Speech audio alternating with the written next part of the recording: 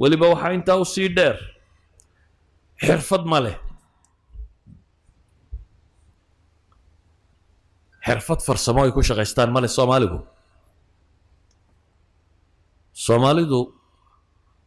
in general markaynu uga hadallo wax xirfadoo qofka soomaaligu leeyahay laba shay unbaa jira inuu wax iibiyo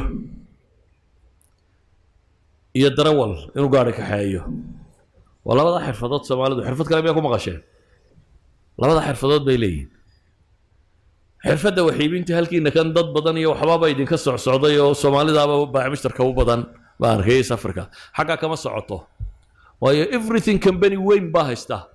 qaanuuno adag oo aan kuu ogolaanan inaad si fudud u soo gashaay oo cashuur iyo kanina waa dul saaran yihiin saa daraaddeed tijaaradda soomaalidu ay meelaha ka fururtaa hoos bay u foorartaa يعني waxa weeye waa maqaaxi yar oo Soomaali wax ka gada intan qaxoontiga iyo qaxoontinimada ku yimi ayuu wax ka gadaya laakiin dad kale wax kama gadayo waa dukaan yar oo dirac iyo gogora diibinaya iyo intii yareed Soomaalidu haysatay oo inta ka gadaya marka ma aha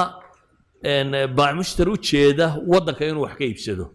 saawgeed xirfadii baac mushtari Soomaalidu lahayd Yurub kama socoto siiba mana awoodi karo wax walbana company weyn baa haysto beesada ka faa'iidaya laakiin de quantity iibinaya sadaradeed adigu haddaad soo gasho iskaba ka bixinayso wax adigu aad wax ka soo saarayso ma xirfadda labaad ee Soomaaligu leeyahay waa darawalnimadaas ay qaarkood marka ay shaqadu banaato yani markay wadanka shaqa la'aan ka dhacdo dee dadkan qaxootiga waxa ma shaqooyinka ugu horeeyay waayo hoos buu soo dhacda shaqadu marka ninka cad baa shaqada soo buuxinaya markay shaqadu yara furantay iyagu kuwa sare u yara kacayaan markaas waxa ku banaanaanaya dhulxaadkii iyo darawalkii iyo intaas banaanaanaysa hatta dhulxaadka certificate baa loo qaataa 6 bilood inaad ka baxdo tad ma fiqs ka qaadata xaadimaysid ay ku oranayaan dhabarka ku xanuuni doona dhowbaadna weydiinaysaa pension iyo waxa weyn certificate ka seeta system wax loo xaaraa jira hatta hadda tiraadaan dhulka masaxo ma suurtagalaha waa inaad systemkii dhulka loo masaxayo soo barataa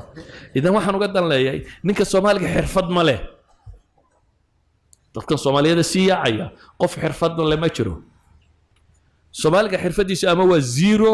ama waa engineer iyo tabiib iyo grade ka sarana de koodii wadanka jooga haysta inaad gashaa aad bay cidhiidhi u tay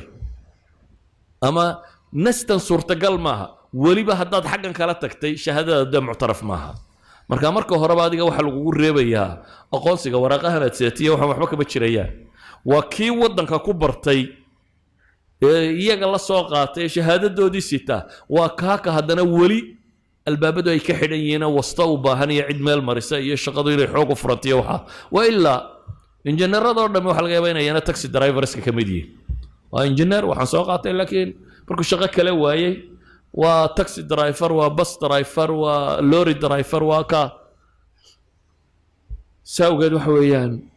faqriga ka bixi maysid Soomaalida xagga joogta marka waa faqaro tabaqada ugu hooseysa bulshada ay la nooliyeen maal ahaan bay